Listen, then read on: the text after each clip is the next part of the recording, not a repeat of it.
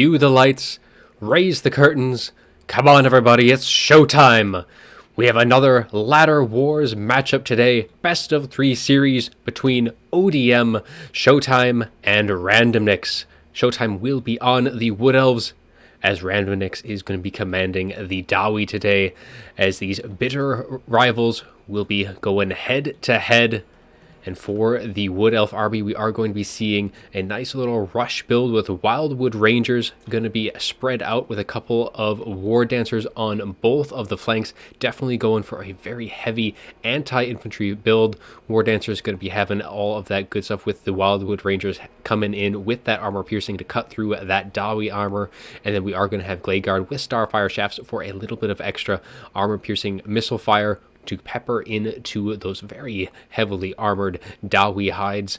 And for the Lord, it is going to be Drika, as she's going to be sitting in the tree line for just the moment. She's going to be bringing Rouse to Wrath, getting that summon of Dryads, the Pendulum as well, to kind of cut through that armor as well. A very good tool against the usually rather tightly packed Dawi infantry, and that is going to be her kit for this army, and is pretty straightforward on the Wood Elf side. Now, as for the Dawi, they are going to be going rather wide themselves, going to be coming in with quite a bit of range, as we're going to have some Rangers on the flank and then some Quarrelers dotting that back line with some more Rangers mixed in.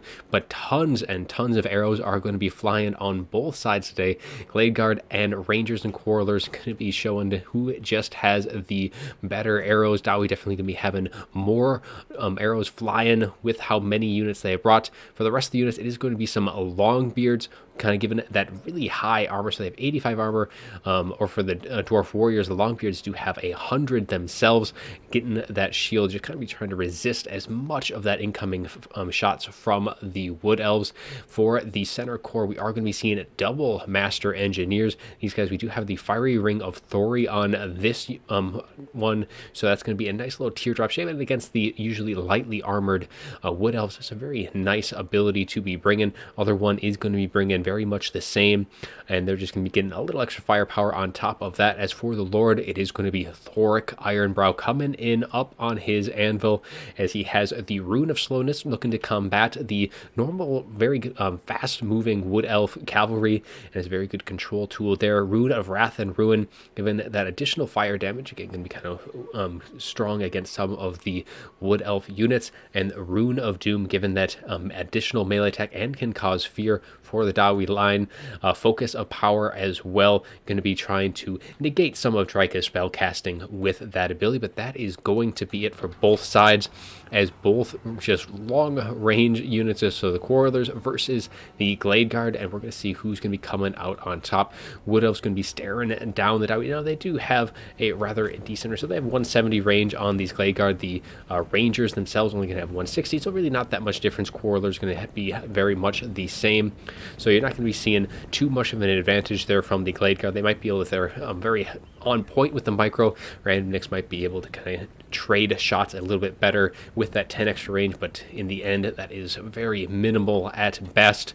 But it is going to be a rush. Plenty of infantry, though. The Wildwood Rangers and the War Dancers are going to be coming across both flanks here, kind of be playing the role of the cavalry. Now, they do have some nice, decent speed themselves, so they have 46 speed, definitely going to be better than any of the Dawi units, so they are going to be able to kind of maneuver themselves, but they are going to be very susceptible to that ranged fire, and these Rangers definitely going to be queuing up. Now, these guys do have stock, so they're going to be sitting around hidden for the time being. Definitely, War Dancers not going to be seeing them on the approach. Master Engineers going to be getting what shots in they can, and both sides going to be open up now. Rangers and Quarrelers definitely getting a few decent volleys in so far, but the Starfire Shafts are going to be starting to make their value shown, as they're going to be hitting with that armor piercing. And in come the Wildwood Rangers with that charge. Drika as well going to be charging in with the rest of her infantry, as the Dawi line going to try and hold everything that they can. And it looks like we do have a Pendulum raking right on through these Quarrelers, doing some nice damage there. Drika is actually going to be trying to avoid Thoric. He is going to be trying to put some pressure on. It looks like we're going to be having that Rune of slowness here, reducing that charge speed. Going to be giving those Longbeards a little bit advantage there, as that charge bonus as well, minus 40% on that. Malevolent Dryad is going to be going down right early into this game. Going to be shutting down these Quarrelers, hoping to get them down as quickly as they can and push into the Rangers as well, as those shots are going to be raining on both sides, while the Rangers take taking quite a bit of damage. All of this, these Rangers and Quarrelers fire doing a nice bit of damage to that front line for the Wood Elves. Things looking a little grim on that side, as well as Wildwood Rangers taking hefty damage. But on this flank here, the War Dancers and these Wildwood Rangers right into the units, getting in very quickly. War Dancers getting on top of those Rangers should make very quick work of them. But that front line, you're definitely seeing a lot of patches of those Wood Elves going to be running from the field, as they're taking quite a bit of all this focus fire. War Dancers coming in very depleted into the back of these Rangers, so they might be able to at least shut them down for the time being. And these War Dancers definitely need to be into the cookie jar as quickly as they can, shut down those Rangers, able to shatter some of these Rangers, those Malevolent Dryads, doing a nice bit of work, but they are going to be depleting their summon very quickly here, as the Rangers just trying to get through those Longbeards, but the Longbeards standing very tall, doing their job to the fullest extent.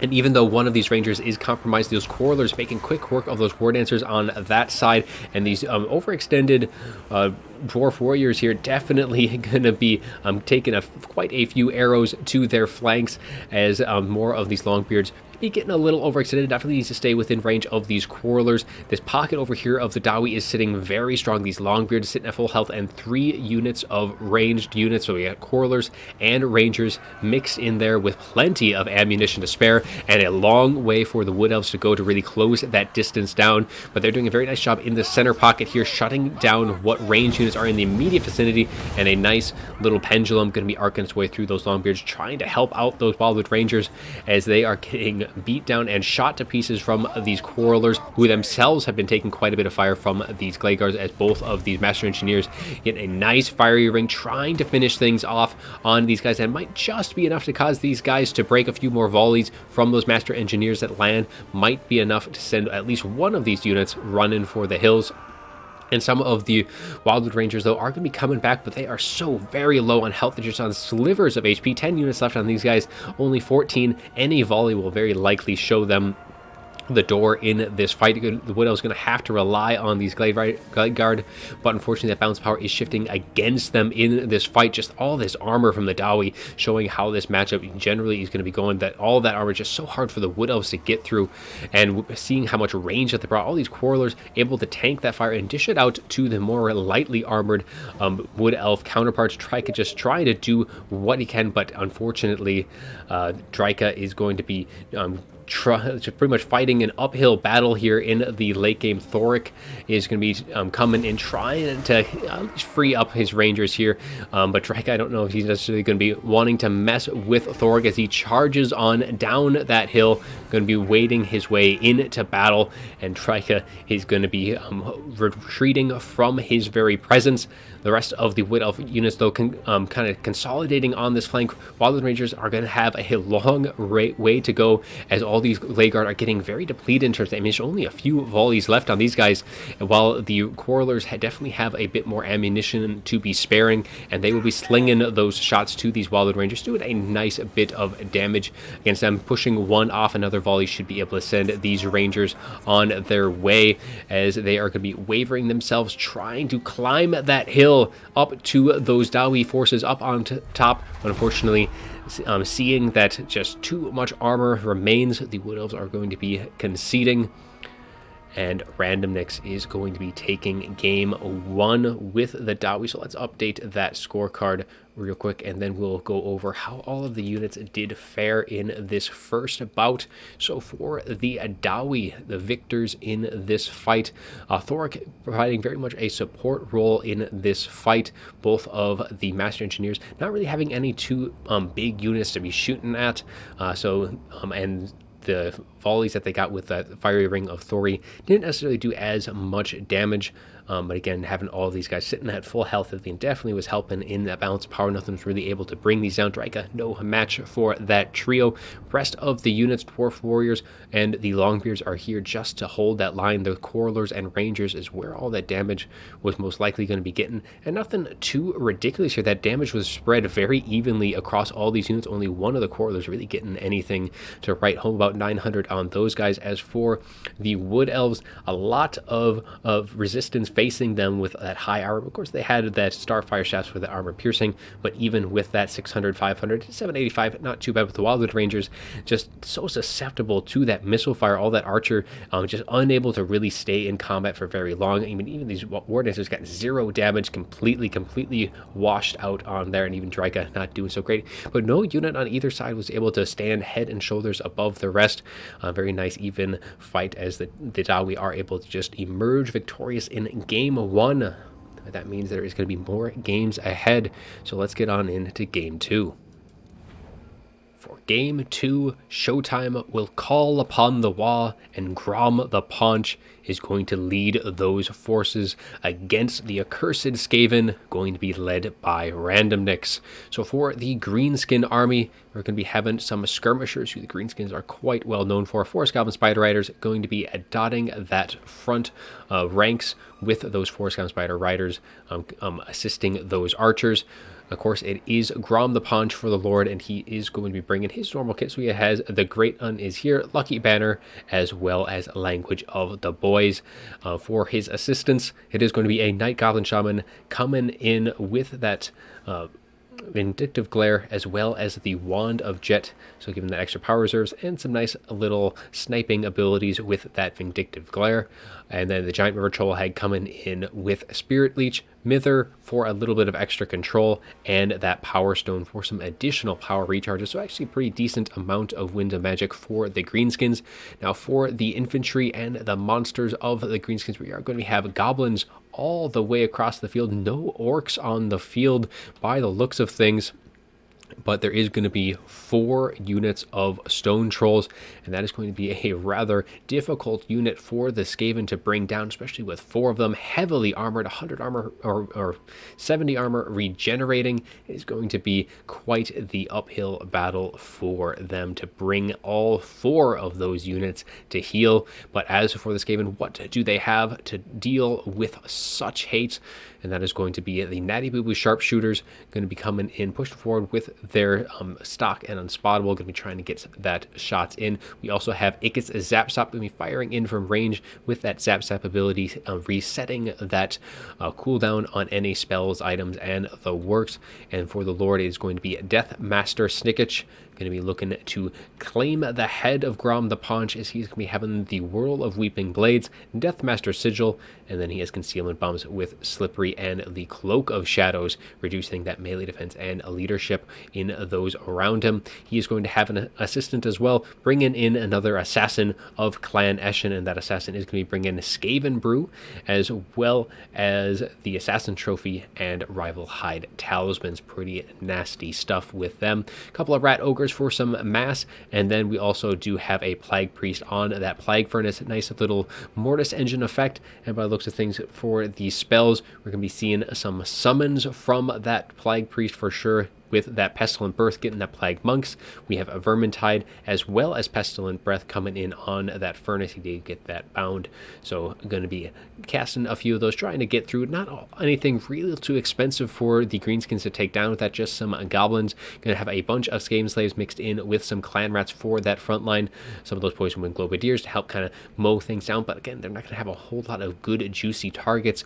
Stone Trolls are going to be a little less effective to use these guys on. You don't have any Savage Orcs or any of these other orcs, so going to be maybe a little lackluster there, but still should get some decent damage in. Some more Clan Rats on the far flank, and then we do have some Wolf Rats with poison off in the distance. Going to be trying to catch a few units by surprise, but being so far out in the open there with all the maneuverability that the Greenskins are going to be bringing to the table, definitely going to be putting them in a little difficult spot on that far flank.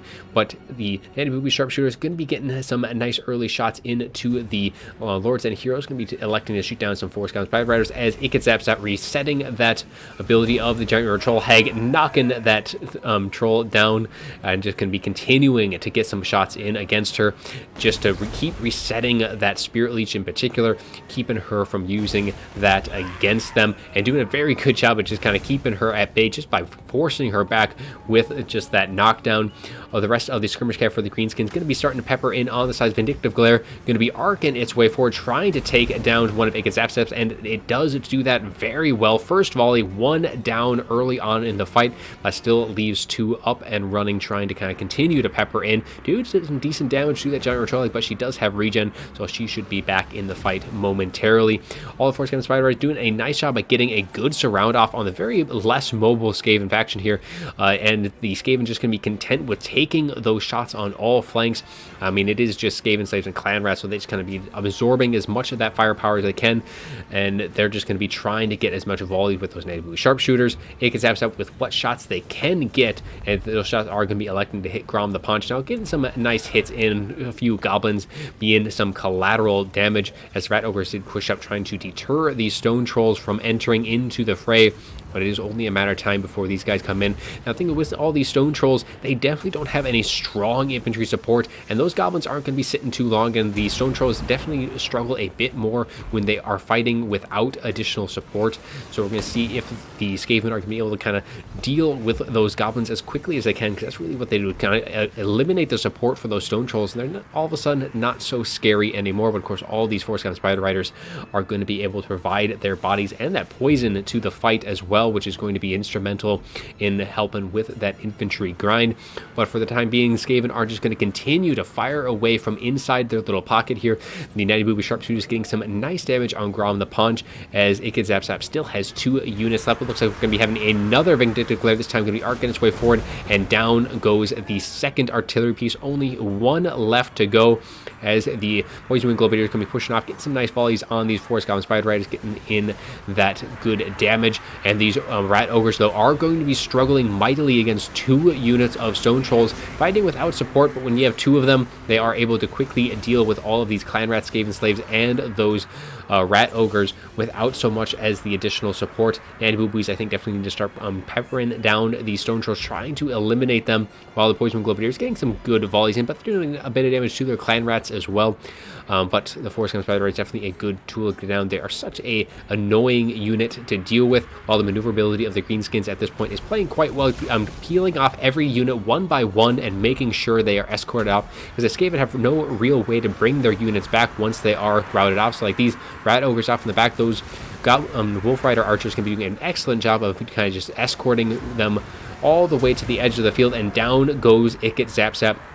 The last of the artillery pieces has been dealt with.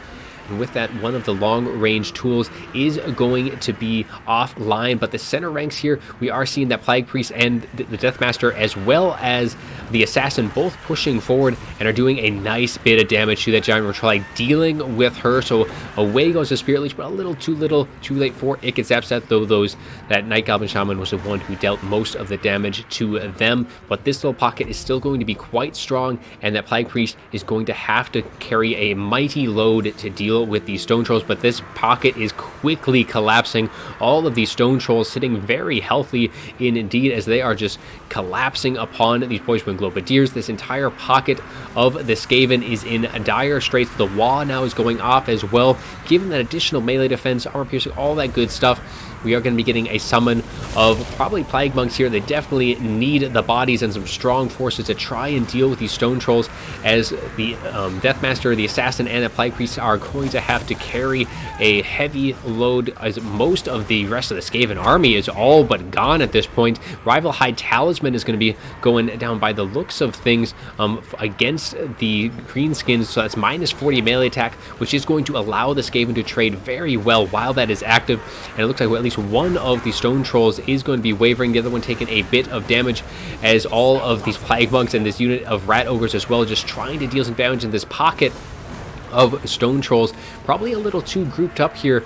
Not all of them are going to be able to get on that Plague Priest, while most of them are just going to be milling around, taking that Mortis Engine damage, and that is going to be allowing all of the Assassins, Rat Ogres, and all of those stuff to get some good damage. One unit is going to be pushed off, and the other 2 are taking a bit of damage themselves, as they are slowly getting peeled back. In the center pocket, still standing strong, but Vindictive Glare going in, getting some nice damage into the Plague Priest. Its little swaying action is going to be allowing it to dodge a few of the missile fires as they land amongst the Stone Trolls. But things might be looking all right for the Skaven here, as the Plague Priest is going to be actually pulling out of this engagement. I think that is going to be a mistake there. Plague Priest definitely needs to stay in this melee fight. It can't really chase anything down at this point, just needs to continue continue draining things as best it can, and it is going to be causing a bit of separation between Deathmaster and the Assassin, as the Deathmaster going to be moving with the Clan Rats, trying to chase down these Stone Trolls and escort them off, because, I mean, the Stone Trolls, when they come back, they're just going to continue to regen, and none of these models, I think only one of them has fallen so far, so they have a ton of healing left to do, but that Plague Priest now is going to be alone to kind of fight for itself, though it is going to be draining all of these Goblins and the Stone Trolls. Unfortunately, it has no support left, still has its summons as they try to kind of regroup, but the Deathmaster and the Assassins seem intent on going elsewhere in this fight, trying to steal with the Stone Trolls, and I think things are starting to collapse bit by bit for the Skaven, as the Greenskins that are just too plentiful at this point ground the punch out on the flanks, and there's just so many, a very healthy, a full health unit of Stone Trolls still left to deal with. There's just not a whole lot of tools the Skaven have to deal with things. More Vindictive Declare going in, balance power shifting more into the Greenskins' favor, as these Assassins are just unable to really deal the damage. They're both chasing these Stone Trolls, going to be able to keep that thing routing, but there's these Goblins here that can be able to kind of peel things off. But even with them chasing, these Stone Trolls do return, and they're going to be turning around very angry at fighting against Deathmaster and that Assassin, though they do end up shattering completely, so that chase wasn't all for naught. But in the meantime, that Plague Priest off into this pocket all by itself, only got its summons to help it, is now going to be facing the fury of Grom the Paunch and the remaining Stone Trolls, as it is going to be in a losing fight, able to get some more summons off, but still it is not in a good spot. That health is dropping very, very quickly, and the Assassin and the Deathmaster are not going to be up to the task of dealing with all of this units. I think one Stone Troll might be even enough, and the Deathmaster gets flying by these Goblin Wolf Riders and that Forest Goblin Spider Rider, but I think with that Plague Priest gone, that is going to be all she wrote for the Skaven. Looks like Showtime is going to be able to even things up here. Balance power going to be shifting bit by bit more into the favor, especially with just the healing that the Stone Trolls are doing. I think might be enough to force that army losses in due time with all those regenerating units, but these Stone Trolls just going to be wailing on that Assassin, and the Deathmaster getting very low in terms of leadership. I think that is going to be it. There's only a couple units still left, and I don't think any of these are in any fighting shape. Clan Rats and the Plague Priest, as I think the Vindictive Glare are going to be coming in, but that is going to be it, as the Greenskins, rather good fight, going to be pulling the series back to 1-1. So let's update that scorecard to reflect that before we get into how things did fare. So for the Skaven, the Deathmaster and the Assassin, unfortunately not doing all too great. Plague Priest, even with that Mortis Engine Drain, not able to get a whole lot of value on that side. I mean, just the collapse of all of these units, they just didn't have anything to really fight against those Stone Trolls. I mean, the units that they had, like the United Blue Sharpshooters, the Ikit Zapsaps, they can do some decent damage, but Rat Ogres on their own aren't going to be able to hold their own against them. And like, I mean, Skaven Slaves, Clan Rats, they're going to be just washing up against that heavy armor, and you can see just no good value there. Even the Poison Wing Globadiers, just nothing on the Skaven side other than the Warplock Jezzails and Ikit Zapsap to an extent got any meaningful damage. It was a kind of a rather one-sided, as you look at the Stone Trolls sitting very healthy for that health bar at the end. 1,000 on those guys, 3 of them breaking 1,000 on that barrier. All of the mobility as well, which played very well, because they were just able to chase down every single unit that broke on the Skaven. Skaven had nothing meaningful to stop that from happening. They just didn't, I mean, Rat Ogres and 1 unit of Wolf Rats is not going to be enough to deal with all of these Forest Goblin Spider Riders, and it was a little risky though, bringing just Goblins for Infantry, even though one of them did get 627 value. They are very easily broken, and the Stone Trolls, as I was mentioning earlier, can struggle if they don't have any infantry support. So if had the Skaven maybe gone for something with a little bit more mass, a little bit more stopping power, they may have been a little bit of a different story. But Ground the Punch didn't get really any damage. Night Goblin Shaman did very well eliminating that Ikit Zapsap with its volleys. Took about 4 volleys to deal with all 3 artillery pieces, doing very well on that. Otherwise, that is it for Game 2. It is now an even fight, and that means Game 3 is on the horizon. So let's get right on in to the rubber match. Game 3 coming right up. Game 3 commences, and the might of the Beastmen shall be led by none other than Torox the Brass Bull, as you'll charge forward against the Wood Elves commanded by Randommnix. And Showtime will have quite a bit of ground to cover in this very large map, as the Beastmen will have to charge forward When for their army, we'll be seeing the Ungor Spearman herd with shields for the most part coming in for that front line. Going to be spread rather far apart for them. We will have a couple of Ungor raiders to help support them, but most of the funds is going to be invested into the mobility for the Beastmen. That is going to be Centaurs with throwing axes, 4 units of those guys off on this flank, with a few of the Centaurs as well, kind of continuing off in that mobility department. So lots of fast movers there, hoping to close the distance to the Wood Elves as quickly as possible. In the forest, we do have Torax, the Brass Bull, as seen before. He does have the Brass Body, Slaughterer's Call, as well as Bloodgreed, so the Brass Body will help him kind of absorb a little bit of that damage on that initial charge, and then once he does get into melee, that we'll be able to start regenning. We do have a Bray Shaman of Death and Wild, both going to be on foot, and against the Wood Elves, being on foot is actually a rather beneficial thing, because a lot of their abilities, particularly the Arrows of Kurnus, will knock foot characters down and not deal as much damage in comparison to mounted characters. And we do have Spirit Leech. We have Aspect of the Dread Knight, really looking to break the Wood Elves there very quickly, and that Spirit Leech is good against like Hawk Riders and the such. We do have Traderkin against maybe any more tightly packed formations with that Bestial Surge lore passive. For the rest of the units on this far flank, we have some more Centaurs going to be getting some more mobility with that Chaos Warhounds with poison. So as I was mentioning before, there is just a ton of mobility for the Beastmen. Not a whole lot of funds going to be dedicated to that infantry and those ranged units. But they do need to bring something, for in the skies is going to be the Sisters of Twilight for the Wood Elves, going to be flying forward on their dragon. And for the Sisters of Twilight, we do have the Conjoined Destiny, so that does get 1,800 hit points back when their hit points, it drops below 20%. And we do have just the Cathar's Hair's Tenacity, which comes with the dragon.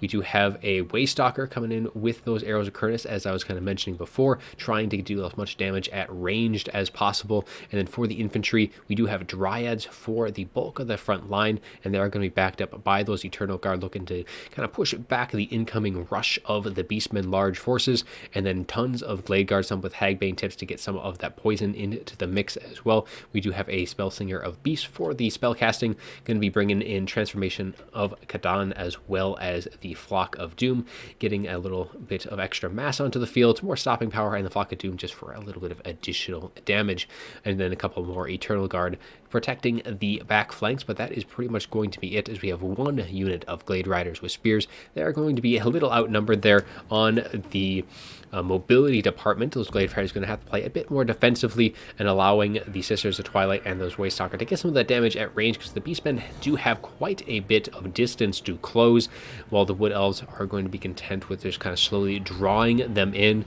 But the Beastmen have plenty of tools to quickly close that gap, and they're going to be trying to really pull that Sister of Twilight off into the shadows here, trying to just keep her distracted, while all of the lords and heroes are going to be trying to push forward in the tree line here and try and avoid their wrath as long as they can, because they really don't have that stopping power to deal with the dragon up in the sky. They do have the Centaurs with throwing axes, but they have to get in quite close to deal with her, and all in the meantime, this Twilight greatly outrange them, able to get some good shots in that way.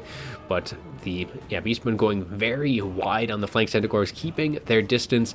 You never know when there might be any sneaky Way Watchers hiding in wait, and they don't want to be giving the Wood Elves any free volleys from units such as those. But fortunately for the Beastmen, we will not be seeing those units on the fields. We have those Arrows of Kurnus going to be arcing their way out, this time going to be landing amongst the Centaurs, not having really any other good targets to shoot at, as Torox and those other units keeping their distance as well. Now these Glade Riders off into the tree line here, going to be getting a rude awakening, as all the units from the Beastmen be coming out from the tree line, Centaurs charging forward. And for the meantime, these Glade Riders don't have too much to fear. Most of the other units are off on the other flank, so they're going to be able to kind of contend, as the Wood Elves are going to get repositioned. Don't want to be getting too many shots blocked in by the tree line, and Beastmen playing it very patiently so far, just trying to get that surround that they need, get into all of these units of archers. There's plenty of units of those, but there's tons of infantry as well to really kind of close all those holes. Right now the back is nice and open. but that can quickly be closed down by these Eternal Guard, because only the Dryads are really going to be committing to that frontline engagement, and these Eternal Guard really going to be trying to keep all those Centaurs, those Chaos Warhounds at bay as best they can. They should do a very good job at that, while the Sisters of Twilight are going to be getting some shots and haven't been getting too many volleys off so far. Just been kind of playing the positioning game, but a few shots now are going to be going the way of Torox, the Brass Bull. First one and the second one do land just a little short as they land amongst the ground, as Torox is going to be able to dodge that initial opening salvo from those sisters sitting up on the dragon. That's going to be a very formidable foe. In comes the next volley. This one, though, is going to land and do some nice bit of damage. And yeah, the Beastmen just don't have anything super close by to deal with things, especially with both of these units can be firing away. And now the Wood Elves are going to be starting to spread their formation out bit by bit, going to be trying to face off against the oncoming Centaurs, but by doing that is going to kind of open themselves up to these fast movers trying to get into those Glade Guard. But for the time being, the volleys from those Glade Guard are going to start firing away. Nice dodge by these Chaos Warhounds with poison. Now I don't think those Centaurs are going to be quite as lucky that they are going to be able to kind of peel off. Glade Riders going to be mirroring these Chaos Warhounds with poison, but they do have to be a little mindful. These Centaurs are here in great numbers in the backline, and we are seeing all of those units that have now gotten into the position they need. We do have a Transformation to Katan going to be going down, getting that Great Eagle, not a Manticore for the Wood Elves, but an Eagle with that speed and that mass, hopefully to peel these Centaurs off, who are now going to be trying to get into that back line. These units have a nice little opening, but they are going to be caught out by the Sister Twilight ever so briefly. Great Eagle as well. And that leadership is going to be quickly dropping with that unit's going to be terrified out. So at least for the time being, one pocket is going to be nice and safe. But the Centaurs with throwing axe is now going to be coming into the mix as well, getting into melee, charging forward, getting into that cookie jar, and shutting down these Glade Guard, keeping them from that front line. And all the meanwhile, they are going to be starting to fire away with their throwing axes as well. But the back line is in tatters now for the Wood Elves, as the Sisters of Twilight and the rest of the units are just trying to kind of regain that back line. The Great Eagle diving in, and with that terror might be enough to kind of peel off some of these, but the Glade Riders are all, or the Glade Guard are getting kind of really down low in leadership. And once these guys start to rout, there's not a whole lot mobility for the Wood Elves to really save them from the Centaurs that are kind of off on the fringes. Some of the Dryads are trying to kind of zone them out. Eternal Guard as well, but they've been pulled very much out of position. Down goes that Great Eagle. Its summon has dissipated, and we have a Flock of Doom going to be hitting these units here. And of course, the Sisters of Twilight are going to be able to do some nice, but not before both of those Glade Guard are going to be routing and shattering completely in that field of battle. On the front line, Torox is going to be getting dragged down a little bit by Eternal Guard with spears. Both of the Brave Shaman are going to be wading into melee as well, and Dryads have been able to at least push back the Ungor Raiders as well. They're going to be caught out by those Eternal Guard. So the Ungor Raiders getting pushed back on all fronts. Centaurs are throwing axes as well.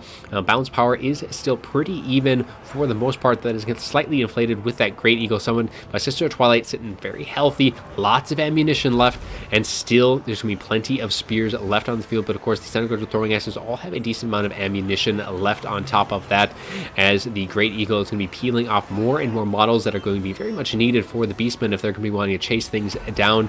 But the Wood Elves need to consolidate their forces. They're getting pulled apart by the Beastmen, and that's exactly what the Beastmen do want. They want to pull apart the Wood Elves and kind of pick things off at their leisure. If things stay tightly packed, the Eternal Guard can be able to support each other, keep all of their heroes safe. While Torox is going to be trying to get into the Waystalker and that Spellsinger of Beast, but in the meanwhile, the Sister of Twilight can be able to fly right overhead and a breath attack straight from above, doing some nice bit of damage. It looks like we're getting a Traitorkin going to be going down overcasted as well, hitting the Sister of Twilight and the Eternal Guard, doing a nice little bit of damage there. Waystalker though and the Sisters both just trying to focus down Torox, get rid of him, and that is one of the big threats to the Sister of Twilight themselves.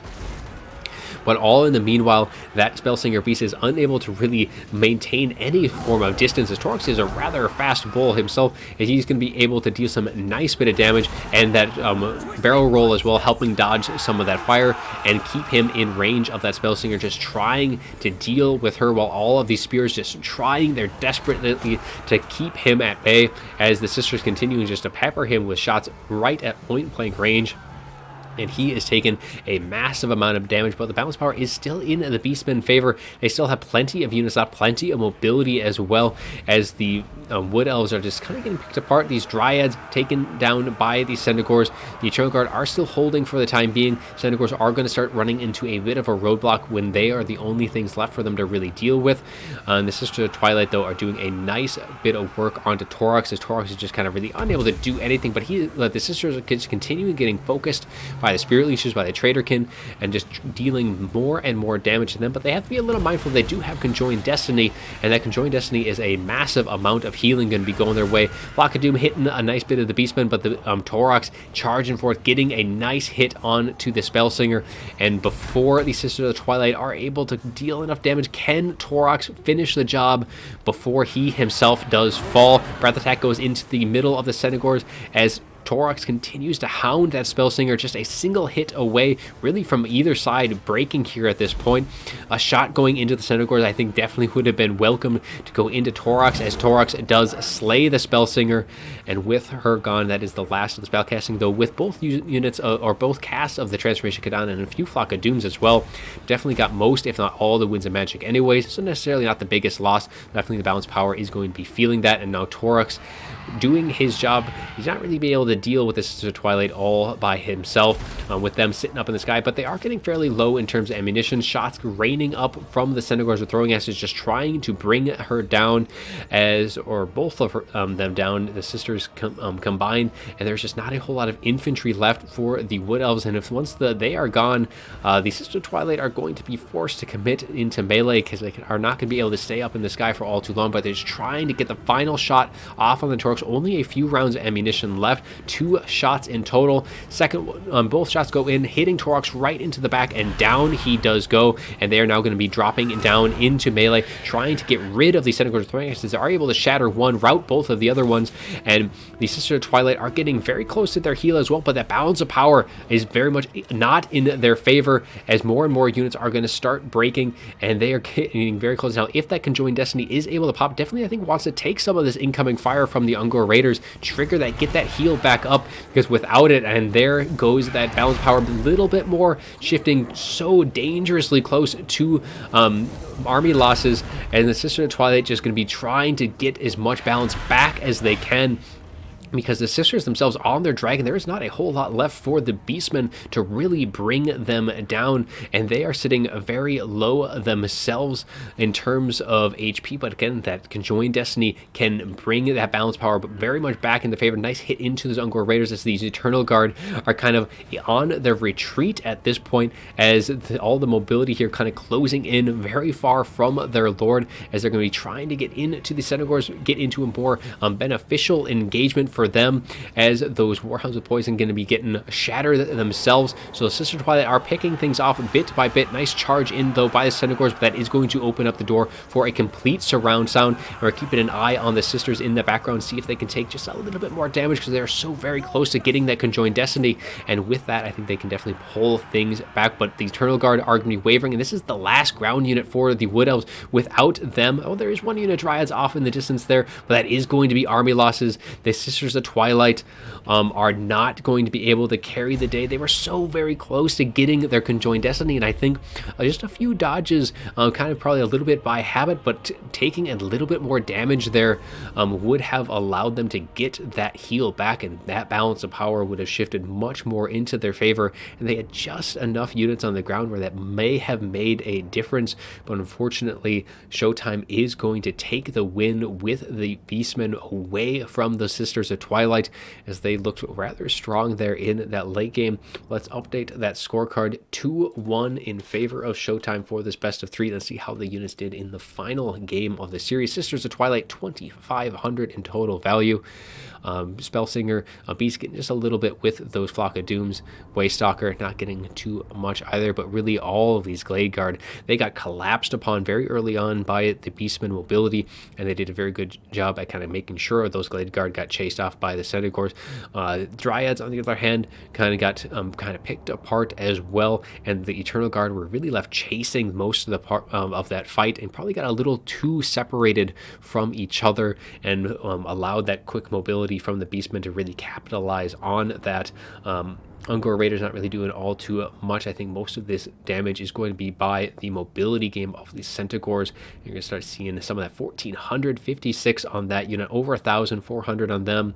And then the Centaurs with throwing axes getting some decent damage. They got over 1,000, 1,700 on this unit of Centaurs, doing a bunch of damage, doing very well at chasing things down and just racking up that total value. Not really expecting too much from Torox. He was really kind of in a losing fight there. He didn't really have any way to deal with the sisters, then just kind of slowly drag them down and try and not proc that Conjoined Destiny. But that was really what it kind of came down to at the end. If that Conjoined Destiny had gone off, I think that battle would have shifted very much in the favor of the Wood Elves.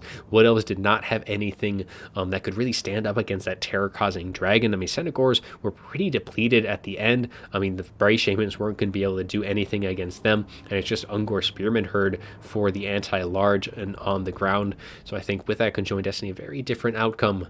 But otherwise, though, the Beastmen do carry the day, and with that Showtime is going to take the series 2-1 for ODM in this Ladder Wars bout. Very well played and a very good series, and I hope you all enjoyed it as much as I did. But without further ado, we are going to close things out, and as always, have a good one. Say that marching will kill for the Lord, the power